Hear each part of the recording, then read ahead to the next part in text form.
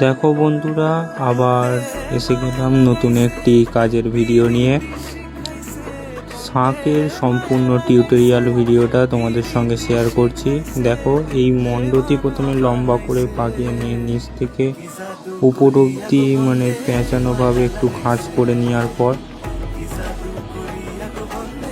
তারপর মুখ থেকে শুরু করতে হবে, একটু একটু করে মাটি দিয়ে দিয়ে ভরাট করে করে গাগুলো দিয়ে। সেটা তোমাদের সঙ্গে শেয়ার করতে পারলাম না, পরে একটা সম্পূর্ণ লং ভিডিও দেওয়ার চেষ্টা করব। আমার এটা করে নেওয়ার পর সম্পূর্ণটা তারপর আমি পরিষ্কার করে নিয়েছি। পরিষ্কার করে নেওয়ার পর দেখো এরকম টেনে গেছে, কিন্তু একটা গুরুত্বপূর্ণ বিষয়, তোমাদেরকে এটা রোদে দেওয়া যাবে না। যা শুকাবে ঘরের মধ্যেই তোমাদেরকে রেখে শুকাতে হবে, না হলে অতিরিক্ত তাপে ফেটে যেতে পারে।